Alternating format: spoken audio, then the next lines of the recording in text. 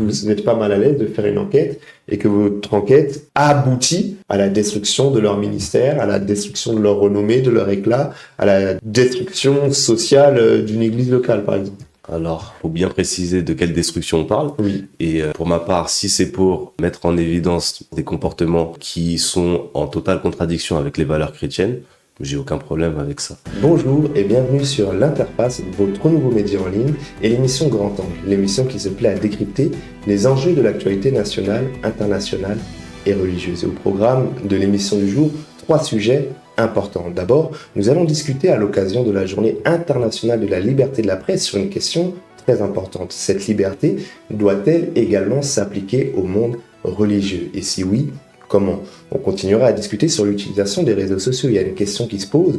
Doit-on encore utiliser tous les réseaux sociaux en connaissant pourtant les enjeux dévastateurs qu'ils ont sur les capacités d'attention et sur beaucoup d'autres sujets dont on prendra le temps de discuter.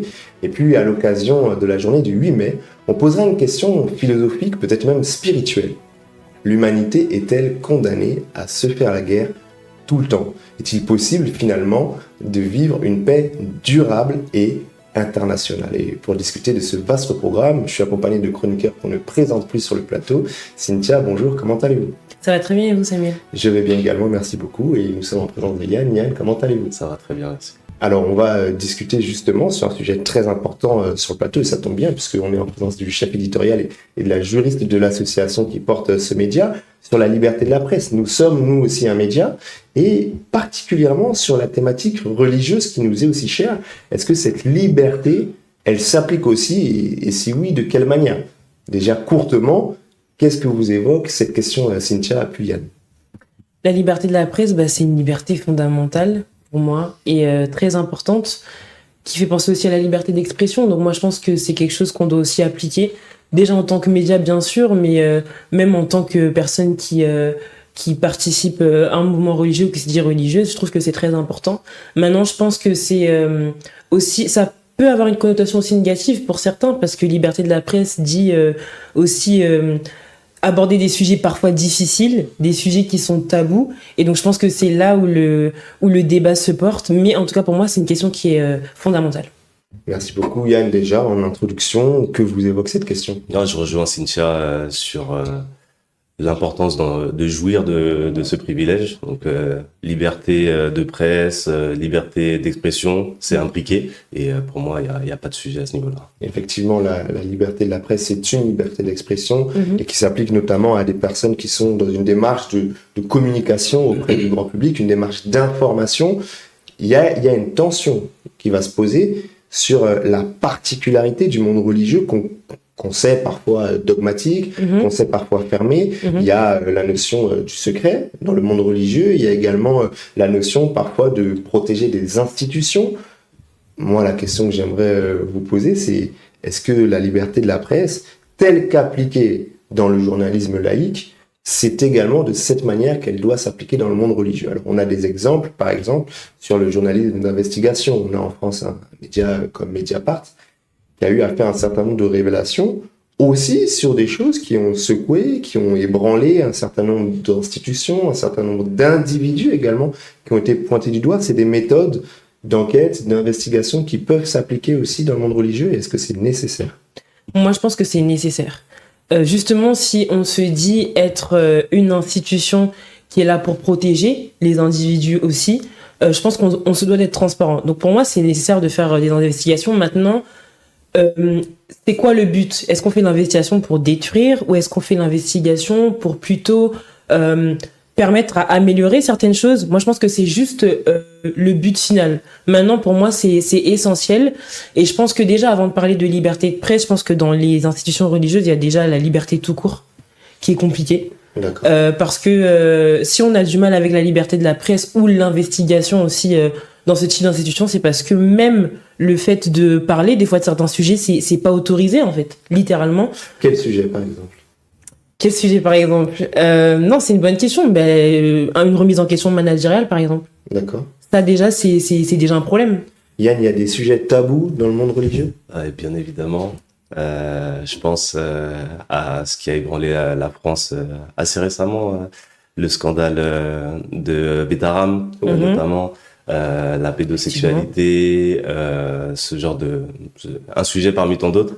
Donc il y a beaucoup de sujets aujourd'hui qui sont mis sous le tapis, et je pense que il est bon, tant pour la communauté qui se dit chrétienne que pour aussi le reste de la population.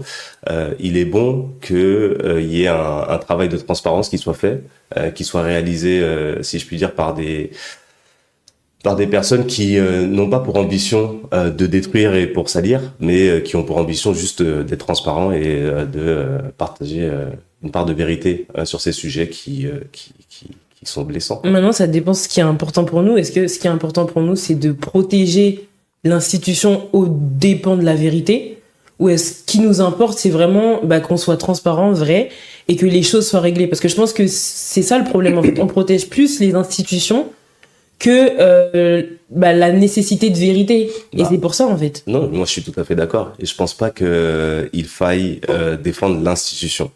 L'institution, déjà il faut savoir de quoi on est en train de parler. Si on est en train de parler de l'Église, l'Église c'est l'ensemble des croyants, et donc quand on parle de défendre l'institution, on crée une chimère qui n'existe pas, et on défend des positions, on défend des personnes au détriment justement des valeurs chrétiennes et des personnes qui sont victimes de tout ça. Donc je pense que le travail du journalisme d'une manière générale, pas forcément du journalisme d'investigation, mais du journalisme qui se veut chrétien et éthique, je pense que c'est effectivement de mettre en lumière toutes ces choses, les bonnes choses comme les mauvaises, sans faire de prise à partie en disant là on peut pas dire parce que c'est un tel, ou là on peut pas dire parce que c'est l'institution, c'est tout en haut. Non. C'est ce qui se passe. Moi je pense qu'il y a des protections de personnes en particulier qui sont loin, parce qu'on utilise le verset qui dit qu'on touche pas au loin. Donc il y a ce côté-là aussi qui fait que on se dit, il y a des personnes qui sont un peu sacralisées, et donc toucher ou même remettre en question, même sur des choses qui sont pas si graves que ça. Hein. Je pense que c'est important ce que Cynthia met sur la table, parce que l'enjeu, c'est de dire quoi? L'enjeu, c'est de dire qu'est-ce qui pousserait certaines personnes à considérer que le milieu religieux est suffisamment particulier pour devoir être régulier par des règles différentes. Et là, effectivement, il y a des arguments quand même, parce que c'est vrai que sur cette table, on semble être plutôt d'accord en réalité sur la question, mais quels sont les arguments de ceux qui ne sont pas sur cette table? Certains diront notamment que il y a Dieu qui inspire ce mouvement, cette église, cet individu, et il y aurait une forme peut-être d'immunité diplomatique. Une chose qu'on entend souvent, il ne faut pas exposer la nudité des pères. Alors est-ce que, à un moment donné, mener une enquête, révéler des informations sensibles sur une personne qui fait office d'autorité, c'est pas aussi s'opposer sur des principes qui pourraient être des principes dits spirituels? Non, je pense qu'il y a deux choses au moins. Il y a déjà les sujets doctrinaux, les sujets, j'ai envie de dire, qui sont internes à la communauté chrétienne. Ça, c'est des sujets, ça nous concerne, j'ai envie de dire, les autres ne s'intéressent pas à ce genre de problématiques. Maintenant, pour ce qui est de l'ordre du légal, ce qui tombe sous la loi. Tout à l'heure, j'ai parlé de la pédosexualité, on peut parler des abus, on peut parler de toute forme de dérive sectaire dans les églises. Ça tombe sous le coup de la loi. Et donc, pour ces sujets-là, qui sont des sujets graves, je ne pense pas, je ne vois pas les arguments qui pourraient être avancés pour dire que ça doit être réglé en interne. Si c'était réglé en interne, ça se saurait. Et aujourd'hui, c'est pas fait. Et donc, je pense que l'idée, c'est pas tant de déballer sur la place publique pour dire que vu qu'on le fait pas en interne, alors il faut en parler à tout le monde. L'idée, c'est de dire que ce genre de choses-là, ce sont des sujets graves dont certaines personnes s'emparent, certaines personnes chrétiennes, et ça permet de ne pas mettre tout le monde dans le même bateau. Parce que aujourd'hui, il y a une sorte un piège dans lequel on pourrait tomber, qui consisterait à dire que les chrétiens se protègent entre eux et tout dans les débuts. Mais c'est pas faux, hein. pour une bonne partie des institutions et des organisations, je veux bien l'entendre, mais un média comme l'Interface et l'Institut Béret Rouge, je pense que l'ambition justement, c'est de tracer une frontière justement entre ces dérives, ces abus qui peuvent être condamnés, qui peuvent être présentés au public, et justement tous ceux qui les protègent et qui les mettent sous silence. Je veux justement revenir encore dessus, parce que vous avez parlé de l'ambition du média que nous sommes en train de mener ensemble. Cette ambition peut-elle être assumée comme une ambition qui rentre dans le périmètre des valeurs chrétiennes? Parce que beaucoup vont avoir des ambitions, mais des ambitions qui sont personnelles, charnelles, mondaines, voire démoniaques, mais qui ne sont pas forcément des ambitions spirituelles dans le sens chrétien du terme. Alors moi, j'ai inversé, encore une fois, pour me mettre dans la pensée de celles et ceux qui pensent différemment, dans cet épître de Paul aux Corinthiens, dans lequel l'apôtre Paul est en train de reprocher aux Corinthiens, et il dit « Un frère plaide contre son frère, et cela devant des infidèles ». Alors, on peut interpréter ce texte comme une forme de protectionnisme, comme une volonté de laver le linge sale en famille. Alors, lorsqu'on parle de médias, souvent, et de liberté de la presse, souvent, on a la notion d'une expression qui est publique, qui est accessible à tous, y compris à des gens qui sont concernés de loin. Vous voyez, est-ce que ça ne crée pas une problématique là ? En fait, j'entends la problématique, mais justement, la problématique, elle est là parce que les choses n'étaient pas réglées aussi en famille. Donc, elles n'étaient pas réglées comme il faut, donc on va trouver une autre solution qui est mauvaise. Pas on trouve une autre solution, mais c'est la conséquence directe. En fait, pourquoi je dis ça ?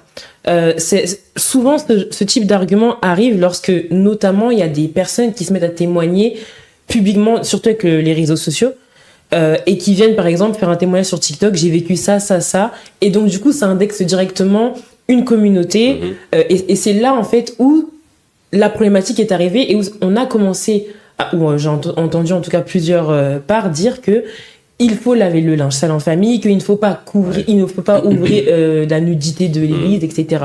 En fait ça vient de là. Maintenant, moi je pense que justement c'est une conséquence du fait que les choses n'ont pas été réglées en interne. Maintenant, pour réguler ça, je trouve que c'est très bien d'avoir justement des médias qui peuvent en parler et qui n'ont pas pour but de détruire, comme je disais. Donc en fait, ça amène une régulation, je pense, par rapport à ceux qui vivent quelque chose, qui sont encore dans l'émotion et qui le partagent juste pleinement de manière assez brute. Je pense que ça amène une régulation. Je suis d'accord, et moi ce qui me pose problème, c'est le fait que aujourd'hui, on a une liberté pour se décrire comme étant chrétien. De nombreux locaux peuvent s'estampiller église. Et donc aujourd'hui, il se passe tout un tas de dérives au sein de ce qu'on appelle, ce qui est connu comme étant l'église.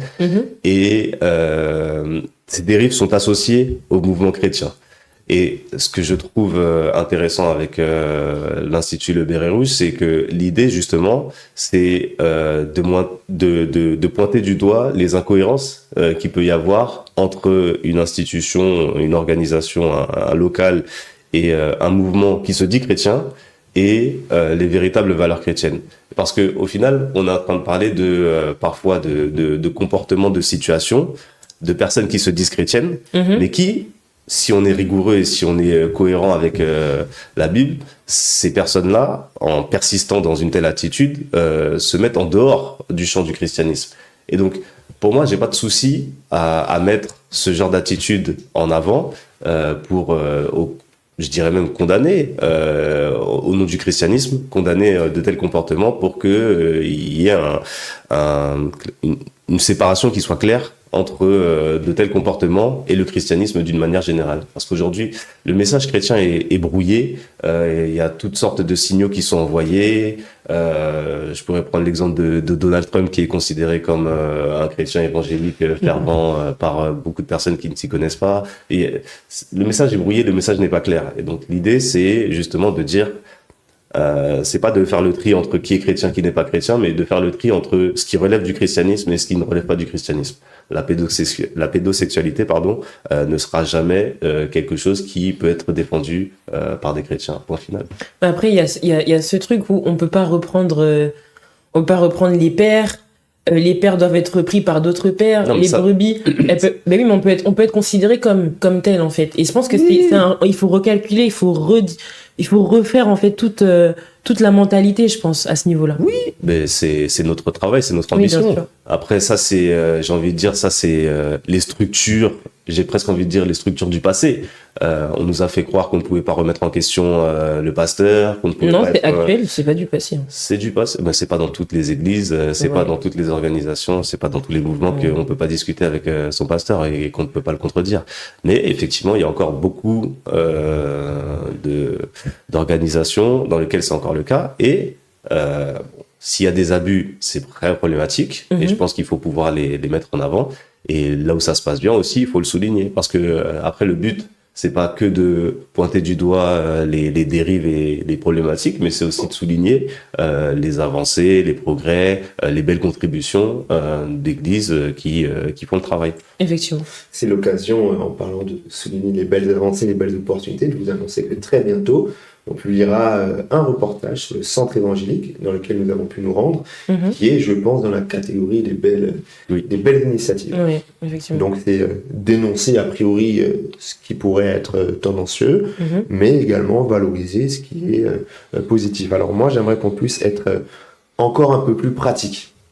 C'est avec vous, je pense, Cynthia, qui a vu cette question sur la fin de vie. Et puis, lorsqu'on débattait, on se rendait compte qu'il y avait certains parlementaires français qui trouvaient un peu démagogique la posture de l'Église sur la fin de vie, parce que l'Église officiellement, et les cultes de manière générale, n'étaient pas contre la sédation longue et profonde qui mène au décès, mais est contre le suicide assisté qui mène au décès. Parce que les cultes parlaient de la notion d'intentionnalité. Les parlementaires disent, vous savez très bien que la finalité est la même. Et moi, je vous interroge parce que vous avez parlé de le but n'est pas de détruire, le but n'est pas de détruire. Bon, soyons clairs et soyons transparents. Lorsqu'il y a un certain nombre d'enquêtes qui sont menées dans le monde laïque, et s'il y a un certain nombre d'enquêtes qui sont menées avec efficacité dans le monde religieux, la finalité peut être la destruction. Est-ce que pour vous, aujourd'hui, un journalisme chrétien n'est pas en difficulté avec ses valeurs si le travail qu'il fait, il sait avec exactitude que ça emmènera à une forme de destruction, et je précise, je vous vois venir, Yann, je vous vois bouillonner, vous répondrez, mais je précise qu'il peut y avoir certaines personnes qui ont quitté le champ du christianisme, d'autres qui sont dans le champ du christianisme, mais avec des mauvaises méthodes, des mauvaises pratiques, mais qui essayent de bien faire les choses. Vous n'êtes pas mal à l'aise de faire une enquête, et que votre enquête aboutit à la destruction de leur ministère, à la destruction de leur renommée, de leur éclat, à la destruction sociale d'une église locale, par exemple. Alors, faut bien préciser de quelle destruction on parle. Oui. Et pour ma part, si c'est pour mettre en évidence, c'est encore ce que je disais tout à l'heure, mettre en évidence des comportements qui sont en totale contradiction avec les valeurs chrétiennes, j'ai aucun problème avec ça. Maintenant, s'il s'agit, si je puis dire, d'erreurs, de maladresse, ce genre de choses-là, je vois pas le format de rendu que l'interface va faire qui va détruire le ministère ou une église locale qui n'est juste concernée que par des histoires de maladresse. Je vois pas à quel moment. Donc on rassure les auditeurs là-dessus. Oui, bah non, mais ça, je rejoins Yann. Après, ce qu'il faut se dire, c'est que déjà, quand on est dans la maladresse ou dans l'erreur, il y a une attitude qui est différente de quand on pense avoir raison aussi. Donc, je pense que ça change tout.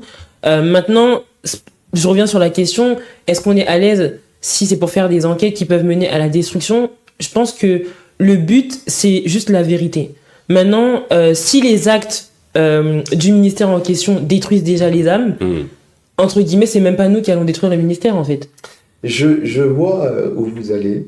Je crois que les choses sont quand même un peu plus subtiles, puisque ce que vous, pour vous connaître quand même suffisamment, vous allez appeler détruire les âmes, et je peux partager votre avis sur un certain nombre de points, certains diront, mais regardez de l'autre côté, le nombre de personnes tout aussi important, sinon beaucoup plus important, qui semblent témoigner une forme d'épanouissement dans ce type de communauté. Ce que vous allez appeler être factuellement anti-biblique sera appelée par d'autres fierté de l'évangile. Donc ça reste aussi très personnel. Il y a une culture aussi, faut se dire les choses, il y a la Bible, pour ceux qui sont chrétiens, et il y a la culture qu'on a mis autour. Et parfois, ce qu'on appelle comme étant des choses bibliques, c'est juste la culture qu'on a mise en place dans l'église locale ou dans un mouvement, qu'il soit protestant, qu'il soit évangélique, qu'il soit catholique. Et c'est juste le non-respect de cette culture-là qu'on appelle anti-biblique ou le respect qu'on appelle biblique. Mais en fait, c'est pas dans la Bible, c'est des choses qui ont été mises en place à côté. Donc maintenant, comme je disais, effectivement, la destruction d'âme pour moi peut ne pas l'être pour le ministère en question, et c'est souvent le cas. C'est l'occasion aussi pour ces ministères-là de se remettre en question.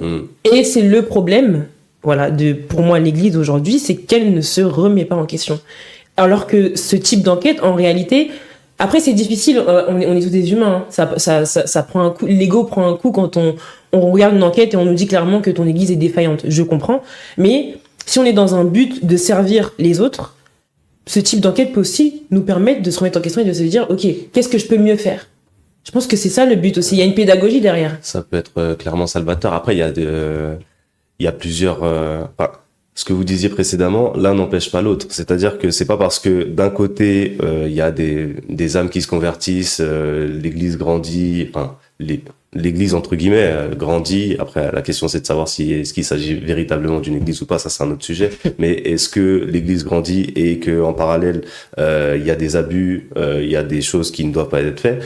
En fait, on peut pas dire que parce qu'on a des bons résultats, alors on met sous le tapis ce qui dérange. Exactement. Non, et comme disait Cynthia, je pense qu'il y a quelque chose de salvateur au final dans la révélation de certaines choses.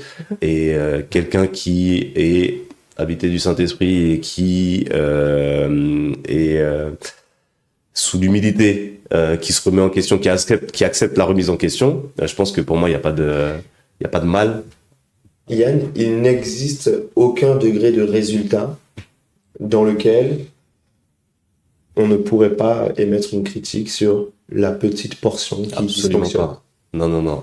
Je pense que justement, ça, c'est la porte ouverte à la situation dans laquelle on se trouve aujourd'hui.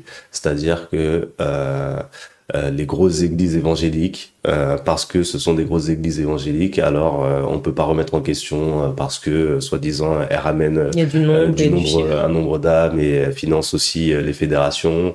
Pareil pour l'église catholique qui est une grosse institution. Comme c'est l'église catholique, alors on évite de parler de ceci, cela, etc. Il faut voir comment le sujet de Betaram a été traité et des écoles privées catholiques, toutes les dérives sexuelles qu'il y a dans ces établissements, comment ça a été traité. Moi, j'ai été choqué et étonné du traitement médiatique. Donc, pour moi, c'est justement cette situation qui sème le trouble. Il y a une sorte de collusion qui est faite par les uns et par les autres, et au final, c'est tout le christianisme qui en pâtit. Donc, pour moi, il n'y a pas de niveau. Dès qu'il y a des dérives, après la manière dont on le présente, on s'adapte. Il n'y a pas forcément besoin de jeter en pâture, mais en tout cas, toujours est-il que ça doit être mis en avant, ça doit être communiqué, ça doit être partagé, et après, charge à ceux qui veulent s'améliorer, progresser et plaire à ceux qui le servent, de s'adapter et de corriger le tir. Je trouve ça bien déjà de ce genre d'initiative, parce que ça donne un bon témoignage aussi à ceux qui ne font pas partie de la communauté religieuse. Quand on voit des institutions qui règlent en fait ce type de problème et qui ne laissent pas ces choses ou qui ne mettent pas sous le tapis, ça permet aussi de donner un bon témoignage. Et à ceux qui ne font pas partie, ils se disent en fait c'est des institutions qui sont transparentes et qui sont vraies et qui ne protègent pas juste leur réputation, parce qu'aujourd'hui c'est un enjeu de réputation. On protège plus la réputation finalement que la souffrance des personnes. Moi, je pense que c'est ça le sujet. Et effectivement, voilà, pour ceux qui s'appuient sur les textes bibliques, la réputation, elle est importante, mais elle doit pas dépasser, en fait, l'intérêt des personnes. Et quand on fait ce genre d'initiative, ça donne un bon témoignage aux gens qui nous regardent et qui se disent, en fait, ils se remettent en question, ils essayent de régler les choses aussi. Alors, j'aimerais justement, moi, nous interpeller sur la charte de Munich, justement, qui est un peu la norme européenne sur la déontologie journalistique. Et il y a un certain nombre d'articles sur lesquels j'aimerais bien avoir vos avis pour essayer de comparer le travail qu'on se veut réaliser avec la déontologie, notamment le premier article, par exemple, qui parle du devoir du journaliste qui doit respecter la vérité, quelles qu'en puissent être les conséquences pour lui-même, et ce, en raison du droit que le public a de connaître la vérité. Alors ça m'a fait penser à ce fameux texte biblique qui parle « Vous connaîtrez la vérité vous affranchira », et le Christ lui-même qui se définit comme le chemin, la vérité et la vie. Alors, je ne présagerai pas de l'inspiration spirituelle des gens qui ont étudié cette carte, mais on trouve, en tout cas pour moi, vraiment, dès le premier article, un lien avec la mission chrétienne, je trouve. Mais on parle aussi des conséquences. Alors, dans la foi chrétienne, on nous parle des conséquences lorsqu'on veut s'engager dans la mission du Christ. Selon vous, quels seraient les risques que pourrait courir une personne ou un groupe de personnes qui voudraient, au nom de la vérité, exposer une population tout entière à des éléments factuels? La mise à l'écart. D'accord. La mise à l'écart, clairement. Ce qui se fait déjà, pas partout comme disait Yann, mais ce qui se fait déjà parfois dans certaines communautés. Je pense que quand on fait ce genre de travail, après, faut être honnête, faut être clair, faut être prêt à ça aussi. Parce que ça peut ne pas être compris par tout le monde. Quand même on veut expliquer les intentions, etc., il y a encore des choses qui sont ancrées. Et donc, le risque, effectivement, ça peut être d'être mis de côté et de pas être compris. Maintenant, la vérité, elle a des conséquences, effectivement. Moi, je pense que la vérité n'est pas le problème, c'est aussi le timing et la manière dont on l'amène. Mais en soi, la vérité, c'est pas le problème. C'est juste qu'il y a peut-être une façon de l'amener, il y a peut-être une intention, mais clairement, elle a des conséquences. Après, il faut être prêt à payer le prix. Et ça dépend des valeurs qu'on a. Est-ce que c'est la vérité qui prend le dessus ou est-ce que c'est la protection, comme je disais? En tout cas, moi, personnellement, c'est la vérité. Donc, voilà. Quand on était en train d'échanger, je pensais à le prophète Jérémie, qui était dans un contexte où il devait dire une vérité qui dérangeait à son époque, et quand bien même il aurait souhaité se taire et passer à autre chose, par son appel, il était obligé d'aller au bout. Et je pense qu'un média, quel qu'il soit, qui se veut chrétien, vous venez de lire le premier article de la Charte de Munich, je pense que il a cette injonction à la vérité. Et donc, je pense que ce qu'on propose, en tout cas, l'ambition, c'est justement de proclamer cette vérité, quelle qu'elle soit, que ça concerne des personnes importantes ou pas. Et après, effectivement, comme vous disiez, Cynthia, il faut être prêt à assumer. Aujourd'hui, je pense qu'il y a des personnes qui n'ont aucun intérêt à ce que certaines choses soient déballées. Si, pour X ou Y raison, on arrivait à sortir un contenu qui mettait en avant ce genre de choses-là, on aurait des conséquences à assumer. La vraie question, c'est est-ce qu'on est prêt à ça ou pas? Pour ma part, oui. Cynthia, pour votre part? Oui, complètement. Alors, je vous interroge sur deux articles qui sont assez similaires. Le 4e article et le 7e article de la Charte de Munich. Le 4e qui dit ne pas user de méthodes déloyales pour obtenir des informations, des photographies et des documents. Et l'article 7 qui parle de garder le secret professionnel et ne pas divulguer la source des informations obtenues confidentiellement. Alors, les deux questions moi, que je me pose par rapport à ça, c'est qu'est-ce que des méthodes déloyales? Parce qu'en réalité, dans le journalisme tel qu'on le voit, on a aussi beaucoup de personnes qui peuvent présenter des documents qui semblaient être confidentiels, présenter des sources internes. On voit des caméras cachées qui sont réalisées parfois pour accéder dans des endroits difficiles. Est-ce que ces méthodes, pour vous, elles sont applicables? Premièrement, quelles sont les limites loyales d'obtention d'informations dans le cadre du travail que nous voulons faire? Et du coup, par conséquent, on parle de garder le secret professionnel, des sources obtenues. Est-ce que l'Institut Le Béret Rouge et son média L'Interface peuvent recevoir des sources, des informations, des documents de personnes qui sont en train de nous suivre et qui aimeraient que nous puissions mener une enquête? Alors, pour la dernière partie, pour moi, il y a pas de problème. Mais j'ai envie de dire, aujourd'hui, le champ, le travail qu'il y a à mener dans l'institution religieuse, l'institution chrétienne, il est tellement large, et je pense qu'il y a tellement de personnes qui ont des choses à dire, des choses à dénoncer, dans le milieu spécifiquement chrétien, hein, j'entends, que avant d'en arriver à des stratégies pour rentrer dans les profondeurs des profondeurs, je pense qu'il y a déjà tellement à faire à la surface. À la surface, il y a déjà beaucoup à faire. Hein, je pense que. Ouais, effectivement, il y a beaucoup à faire. Après, comme je dis, il faut mesurer les intérêts, il faut mesurer la gravité aussi. Si c'est juste utiliser des méthodes déloyales, juste histoire de les utiliser et avoir les infos qu'on veut pour juste faire des reportages peut-être qui n'ont pas une importance aussi capitale, non. Maintenant, il faut voir la gravité, il faut voir de quoi est-ce qu'on parle. Yann parlait de pédocriminalité, je pense que dans ce genre de cas, déjà la pratique est déloyale en elle-même et démoniaque, tout ce qu'on veut, donc s'il faut utiliser ces méthodes pour amener la vérité, pour délivrer aussi certains qui sont sous emprise, moi je pense que oui.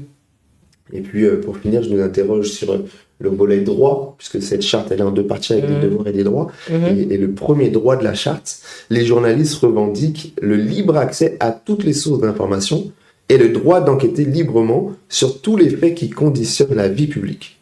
Le secret des affaires publiques ou privées ne peut en ce cas être opposé aux journalistes que par exception, en vertu de motifs clairement exprimés. Moi, ma question, je me tourne vers le chef éditorial pour finir ce sujet. Quel message vous les adressez aux acteurs du monde religieux concernant notre volonté d'entrer dans une démarche d'information du grand public? Tous ceux qui sont remplis de bonnes intentions et de bonne volonté, pour moi, il y a vraiment aucun risque. Et au contraire, je dirais, on est ensemble dans ce travail-là. Après, pour ceux qui ont des choses à cacher, pour ceux qui ont un double jeu, bah effectivement, il y a des choses qui se préparent. Il n'y a rien à craindre pour celles et ceux pour qui les intentions sont bonnes. C'est un travail en collaboration. Tout à fait. Et pour les autres, on se reverra bientôt, c'est ça? C'est ça. Après, on n'a pas l'intention de nuire. Hein. Nous, ce pourquoi on travaille, c'est pour la vérité, pour les valeurs chrétiennes que nous défendons. Mais enfin, je voudrais juste terminer là-dessus. On parle du journalisme au sens large. Là, on s'est concentré a priori sur la partie journalisme d'investigation. Il n'y a pas que ce volet-là dans le journalisme, et donc il y a toutes les premières émissions qu'on a déjà publiées qui font un travail aussi dans ce sens-là. Donc il n'y a pas que la partie on va aller déterrer et faire paniquer les gens. Merci beaucoup Yann, merci Cynthia. Entrons dans notre deuxième sujet parce que c'est un débat qui est important à prendre. Il y a deux débats encore à prendre. Celui que nous voulons prendre à l'instant, c'est celui sur l'utilisation des réseaux sociaux. Il y en a d'autres, mais notamment deux réseaux sociaux qui posent question aujourd'hui, sur lesquels j'aimerais avoir vos avis. Le premier, c'est TikTok. TikTok, permettez-moi l'expression, qui abrutit le cerveau en réalité, avec un certain nombre de mécanismes algorithmiques pour, d'une part, retenir l'attention le plus de temps possible sur la plateforme, mais qui, en réalité, ont la conséquence de réduire drastiquement les capacités d'attention de chacun, puisqu'on est bombardé de contenu court, et d'ailleurs parfois bien creux. Le deuxième réseau social, tout aussi discutable, c'est X. Alors, X, propriété maintenant d'Elon Musk, qui a l'avantage de nous permettre d'avoir accès à une information mondiale en temps réel, de tout le monde, sans filtre, mais qui également règne de la désinformation et propriété d'un homme assez discutable sur certaines de ses convictions et sur son regard sur le monde. Est-ce qu'aujourd'hui, vous pensez qu'il y a un débat ou pas sur l'utilisation des réseaux sociaux? Doit-on se priver de certains réseaux sociaux malgré les points positifs qu'ils pourraient nous apporter à cause des points négatifs? C'est quoi votre avis sur cette question, Cynthia? Tout d'abord, en tant que citoyen, effectivement, c'est quelque chose qui est utilisé mondialement par toutes les générations. Voilà, c'est quelque chose qui est global. Donc, c'est une question qu'il faut se poser. Je crois que oui, c'est important d'être présent sur ces réseaux sociaux-là déjà pour savoir ce qui se passe. Parce que quand on n'est pas dessus, honnêtement, on peut même pas réguler ce qu'on ne connaît pas, je pense. Donc, il faut être présent maintenant en tant que média, surtout quand on porte des valeurs chrétiennes. C'est une question qui se pose. Mais moi, par exemple, pour TikTok, je me dis que si on n'est pas présent, et qu'on laisse cette plateforme être utilisée par des personnes, comme vous dites, qui abrutissent déjà par l'algorithme, c'est ok, ça abrutit, mais le contenu, si on laisse que des contenus vides, bah en fait nous on sert à quoi, on apporte quoi en plus, autant qu'on soit présent et que ok le contenu est peut-être court mais le contenu apporte quelque chose. Donc pour moi je vois pas le sujet tant que nous ce qu'on apporte ça rentre pas dans le jeu d'être abrutissant. Alors vous êtes en train déjà de prendre le sujet dans l'angle de la création de contenu. Moi, j'aimerais vous interroger déjà, est-ce que vous êtes consommatrice de ces réseaux sociaux? Alors moi, je Oui. le dis, je parle de contenu qui abrutisse, j'en suis le premier fan. Et, Oui. et je prends un certain plaisir à pouvoir scroller sur mon téléphone et voir des choses toujours plus amusantes, bien ciblées par rapport à mon humour. Dois-je être mal à l'aise par rapport à ça, Yann? Aujourd'hui, quand on prend les transports en commun, je sais pas si vous avez déjà fait attention, mais on voit que chacun est sur son téléphone, chacun est scotché à son téléphone, donc il y a un gros sujet d'addiction aussi au niveau des téléphones portables. Pourtant, est-ce à dire que on va passer sur des téléphones qui ne sont plus intelligents à 3 touches? Je ne pense pas que ce soit la bonne solution. Et donc pour les réseaux sociaux, aujourd'hui en tout cas, ça se discute, mais ma position est un petit peu similaire. C'est-à-dire, comme disait Cynthia, je pense qu'il faut investir ces réseaux sociaux de manière pertinente et ne pas s'en passer. Il y a un terme que vous avez utilisé qui est quand même significatif, c'est le terme de l'addiction. Et puis aujourd'hui, c'est plus à démontrer qu'effectivement, un pourcentage important de la population est addict aux écrans. Les populations les plus jeunes sont encore davantage concernées. Est-ce qu'on est face à une addiction contemporaine acceptée par la société finalement? Est-ce qu'on peut y faire quelque chose? Est-ce qu'il faut lutter contre cette addiction-là, concrètement? Je sais pas s'il faut lutter contre, parce que même dans nos travails, je veux dire, tout est sur écran. Donc en réalité, même quand on essaye d'éviter, ça nous rattrape toujours. Donc je sais pas si c'est vraiment une lutte qui vaut la peine. Je pense que il faut essayer de limiter. En fait, c'est ça le truc. Il faut essayer de limiter. Maintenant, éviter, pour moi, ça sert à rien. C'est démocratisé complètement. Ouais. Alors addiction assumée, je pense clairement. Aujourd'hui, j'ai pas l'impression que les pouvoirs publics ou même les gens individuellement ont envie nécessairement de changer les choses. Au contraire, il y a on va dans toujours plus numérique. Aujourd'hui, il y a des classes qui sont tout digitales. Donc on est vraiment dans cette course au numérique. Je pense que ça va être très difficile de lutter contre, et donc l'idée c'est vraiment de s'armer et de voir comment ça fonctionne et de préparer, de proposer des contenus qui fonctionnent bien. Alors pour les écrans, ça semble être une nécessité dont on pourra peut-être jamais s'en défaire. Je pose la question maintenant si on revient sur les réseaux sociaux. On a vu le président français qui a tenté en tout cas et qui est en train de tenter une démarche d'interdiction des réseaux sociaux pour les moins de 15 ans, je pense, 16 ans. Est-ce que pour vous c'est une bonne idée? Est-ce que c'est une mauvaise idée? La question de ses intentions, on ne pourra peut-être pas la prendre ici, mais est-ce que pour vous c'est quelque chose que vous saluez? Le sujet il est vraiment, à mon sens, complexe. Je pense que pour avoir une réponse vraiment pertinente, il faudrait avoir des psychologues, des sociologues sur le sujet, parce que on vit dans une société de plus en plus numérique où on a accès de plus en plus aux uns et aux autres.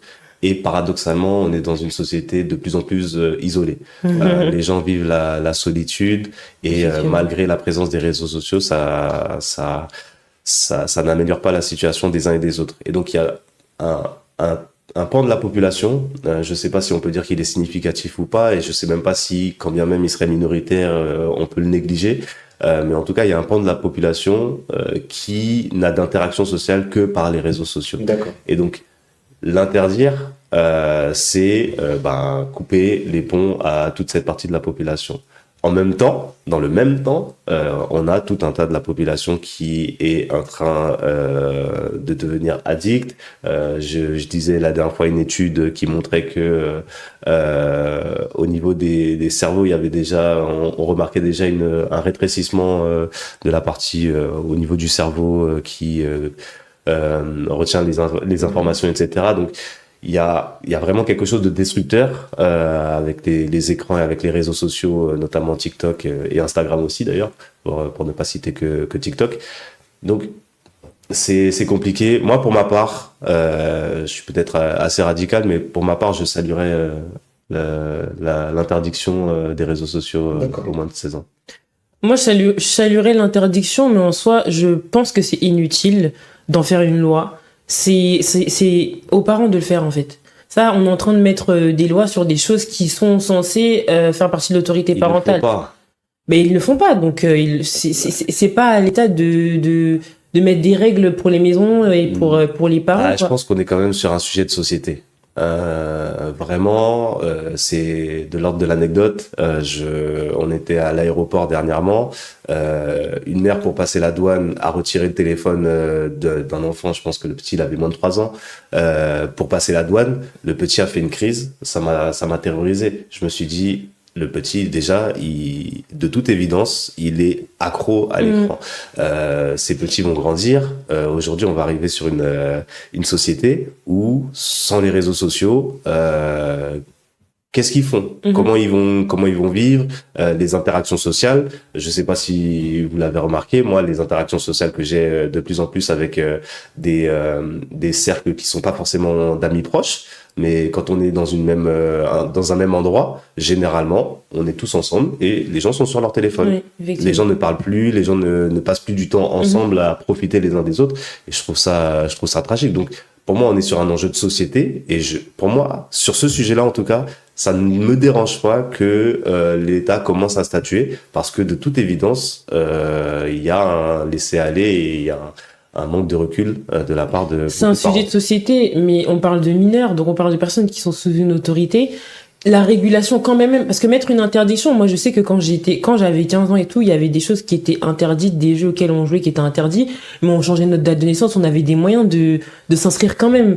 Donc l'interdiction en soi, ça n'empêchera pas, moi je pense, les gens d'avoir les réseaux sociaux, même s'ils ont moins de 15 ans. Maintenant, la régulation, elle peut pas être faite par l'État quand il s'agit de mineurs qui sont sous l'autorité de leurs parents. Alors, ce qui se dit dans des sphères complotistes, et je précise, c'est ce qui se dit dans ces sphères-là, donc ça ne veut pas dire qu'on y accorde une crédibilité identique à d'autres informations, c'est que le projet derrière ça, c'est d'habituer la population, comme on en a parlé la dernière fois, au partage d'informations personnelles via des applications de vérification d'âge et de fichage de la population. D'accord. Parce qu'en réalité, on sait très bien qu'une loi comme cela, dans la pratique, elle ne sera pas appliquée puisqu'il y aurait 1 milliard de manières de contourner. Mais l'un des outils qui serait utilisé pour tenter de vérifier l'âge, c'est notamment des photos, c'est notamment des empreintes qui seraient laissées sur des applications de l'État. Et certains disent que ça serait pour pouvoir ficher la population. On y accorde la crédibilité que chacun souhaite. Mais la réalité, c'est qu'on est sur un débat de société. Après, je pense que la société doit aussi prendre la responsabilité que la cellule familiale ne prend pas toujours suffisamment à bras-le-corps. S'il fallait laisser les enfants uniquement entre les mains de leurs parents, effectivement, ça aurait été très compliqué, je pense. Je pense, mais il y a des choses qu'on ne peut pas non plus déléguer à l'État en ce qui concerne ce qui relève de l'éducation, je pense. Et malheureusement, c'est parce qu'on a aussi une défaillance au niveau des familles que l'État est obligé de prendre les choses en main. Et pour moi, elle le fait mal sur ces sujets-là, en fait. On met en place une interdiction comme ça globale, mais on ne pourra pas la réguler. Donc, effectivement, c'est pour ça que moi, je pense que ça doit descendre. Parce que quand c'est à cette échelle-là, à l'échelle étatique, c'est très compliqué de réguler ce genre de choses. Alors, je rebondis sur ce que vous dites parce que je crois aussi qu'il y a malheureusement une habitude de la répression contre une volonté d'éducation qui serait peut-être aussi des fois plus pertinente. J'ai l'impression que on prend dans certains gouvernements beaucoup plus facilement des lois pour restreindre plutôt que des programmes pour éduquer, pour apprendre, pour enseigner, pour construire. Et là, effectivement, on résout pas le problème. L'homme est fait de telle sorte parce que on met des barrières, mais il se sautera toujours par-dessus. Ouais. Mais si on lui apprend la pertinence de rester dans un périmètre, on a plus de chances de le voir rester dans cet espace-là. Exactement. Je pense que l'aspect pédagogique, l'aspect éducatif, de sensibilisation, ça prend du temps aussi. Je pense que c'est pour ça que on préfère restreindre parce qu'il faut agir vite. Voilà, il faut agir vite et c'est des choses qui prennent du temps de sensibiliser, mais ça aurait peut-être plus d'impact, surtout qu'on parle des plus jeunes, donc le faire dès le jeune âge. Honnêtement, j'y crois pas. J'y crois pas. Après, je parle de mon cercle, en tout cas, de ce que je vois, proche et non proche. Mais en tout cas, le sujet aujourd'hui, par exemple, les écrans aux enfants de moins de 3 ans. Le sujet, il est connu. Les parents savent que il n'est pas bon de donner des écrans à leurs enfants, etc. Mais dans les faits, quand je discute avec des personnes de tout profil, il n'y a pas forcément que tout profil est concerné par la problématique. Aujourd'hui, la réponse généralement qui m'est donnée, c'est en vrai de vrai, ça change la vie et ça tranquillise. Oui, En final. mais après, donc, c'est la régulation au niveau de la durée. Moi, je pense qu'on n'a pas dit de pas donner du tout. Je comprends qu'un parent ait besoin de donner, mais c'est juste dans la régulation de diminuer et de donner dans la mesure du possible, dans le raisonnable.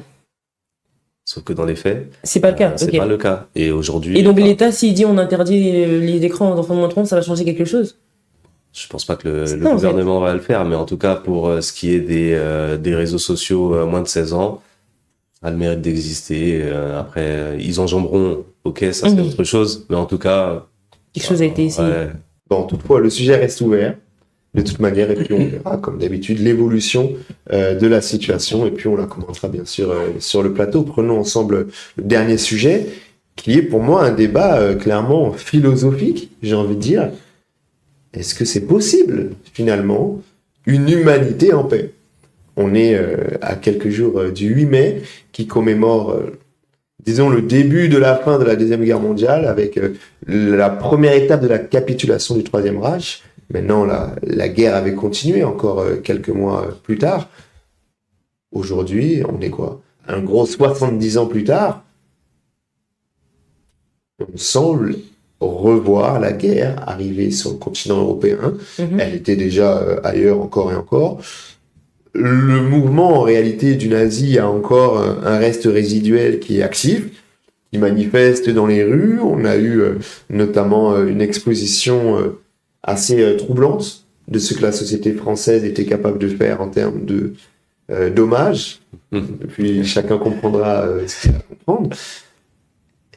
Est-ce qu'on est condamné à vivre guerre sur guerre, enveloppé par quelques petites périodes d'armistice paisibles, plutôt relativement paisibles? Ou est-ce que pour vous, c'est possible un jour d'atteindre cette dimension de coexistence pacifique entre les hommes? Non, je ne pense pas parce que les intérêts de chacun, on parle de nation, font que, vu qu'ils piochent dans les ressources des uns et des autres, je pense qu'effectivement, c'est pour ça qu'il y a toujours des guerres. Ça va être compliqué d'arriver à un temps de paix totale. Déjà, je pense que ça n'a jamais vraiment existé dans les 70 dernières années. Et même s'il n'y avait pas de guerre en Europe. Est-ce que ça a déjà existé dans l'humanité? Déjà, dans l'humanité, ça n'existait pas. Je pense être paisible totalement, mais de manière mondiale, je parle d'un point de vue mondial. Mais là, c'est vrai que le conflit s'étend et vient jusqu'à nos portes. Donc c'est aussi pour ça que ça inquiète, parce que c'est quelque chose qui est proche de nous, mais c'est quelque chose qui existait déjà. Il y a les guerres au Soudan, il y a les guerres au Congo, il y a les guerres partout dans le monde. Et quand on regarde bien, c'est toujours des guerres au niveau économique.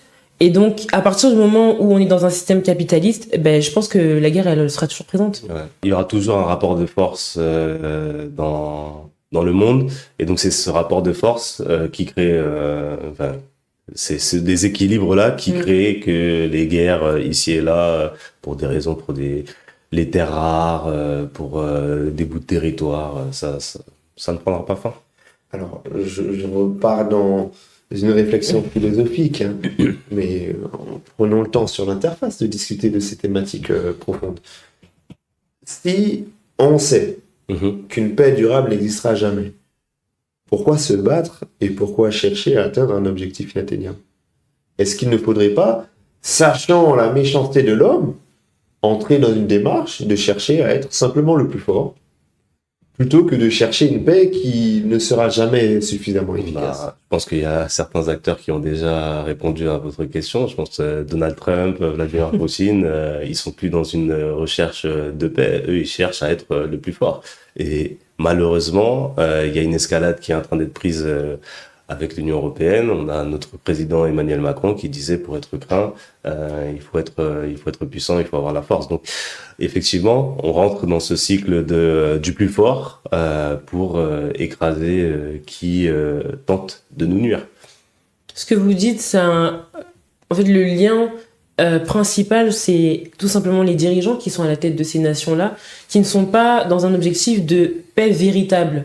Lorsqu'on parle de paix aujourd'hui et que vous dites que c'est un objectif inatteignable, c'est inatteignable parce qu'on a des dirigeants qui ne sont pas dans cet état d'esprit-là.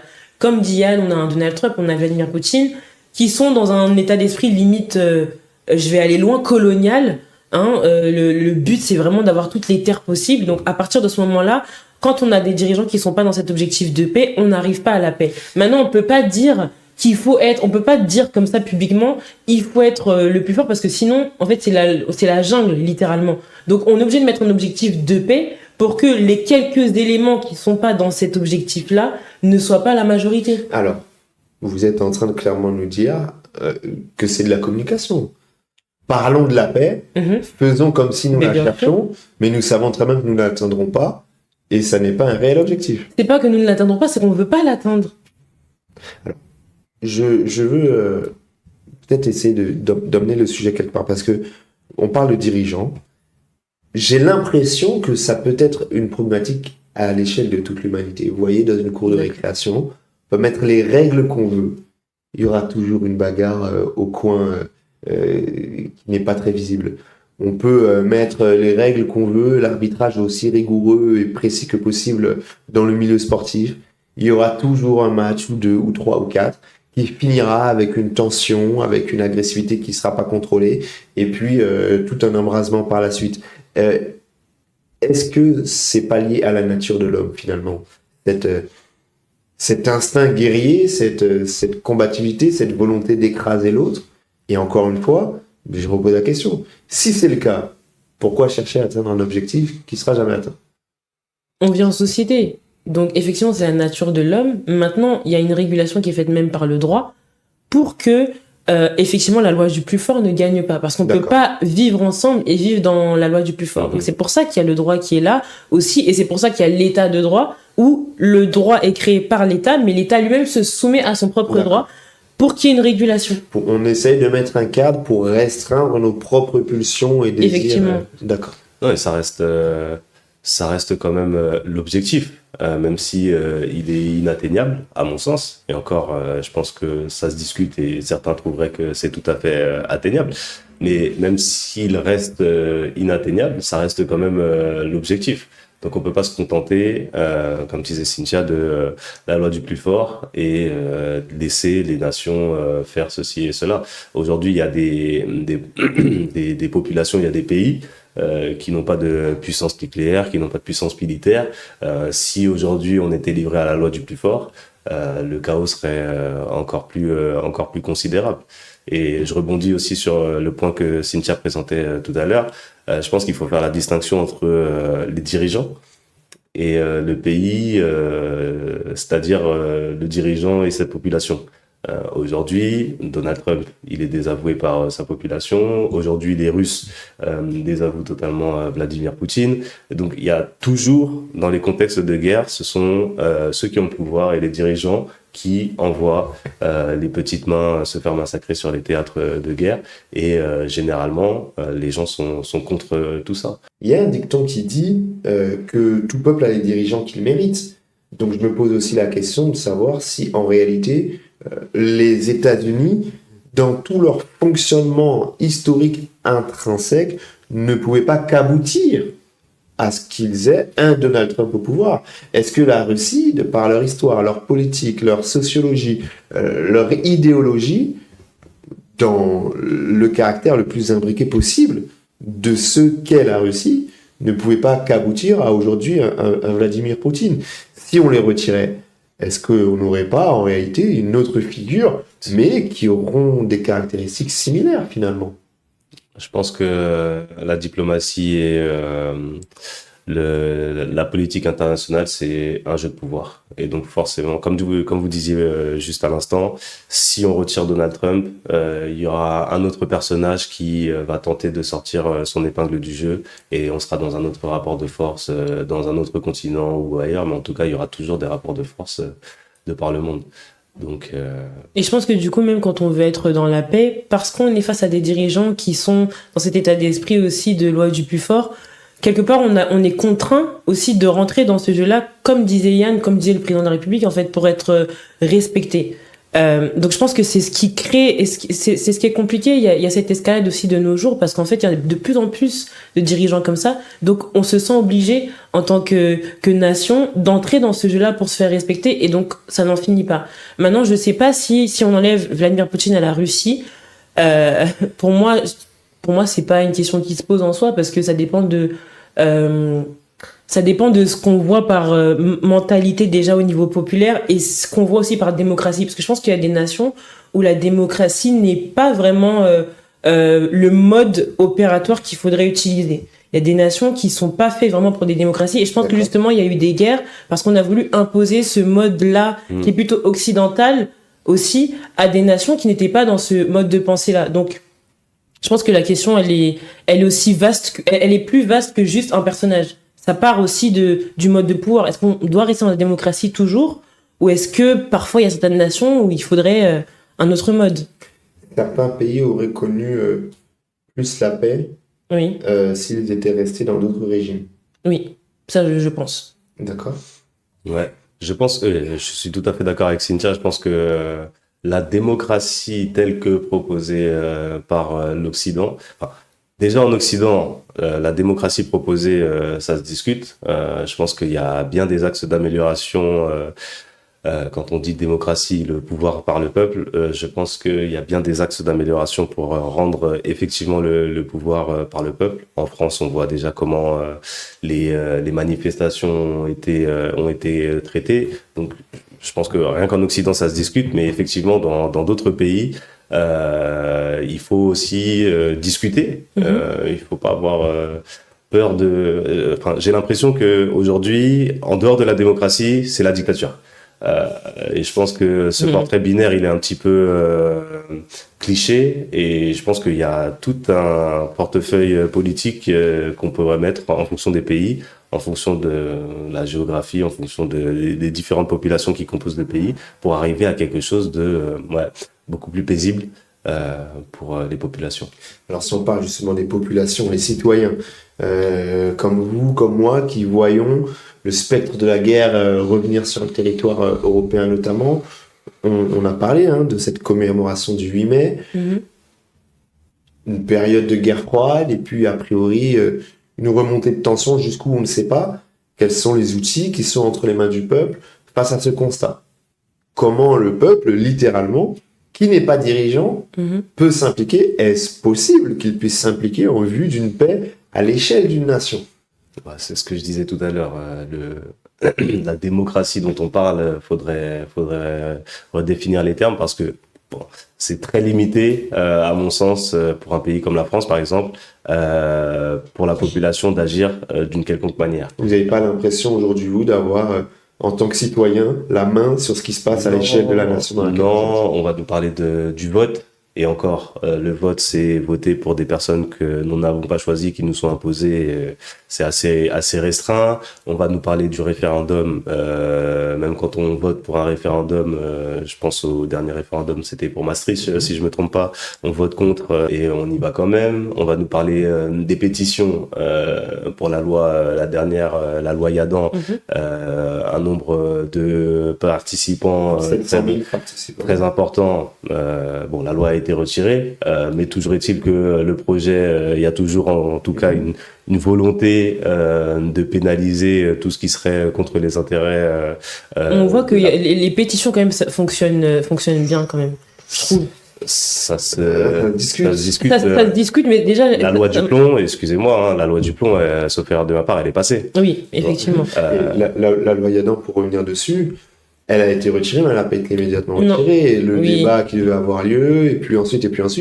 Et ce n'est qu'après qu'ils ont fait un peu un arrière d'abord, Et puis un autre pas, mais ils ont fini par dire cette loi on n'en parle plus, mais on reviendra avec une Mais autre ça sur la permet même d'avoir une thématique. voix, ça permet au peuple d'avoir une voix et de montrer une réelle contestation, de montrer que il est réellement pas d'accord. Et à la fin de la journée, quand bien même ça met du temps, les choses, et ils sont quand même entendus par ce biais-là quand même. Je vous repose la même question qu'Ayane dans ce cas-là. Est-ce que vous avez l'impression que le pays vous échappe en tant que citoyenne, ou est-ce que non, vous avez l'impression en tant que citoyenne d'avoir encore la main sur l'orientation de la nation? Non, j'ai pas l'impression d'avoir la main sur l'orientation de la nation. Ça, je rejoins Yann.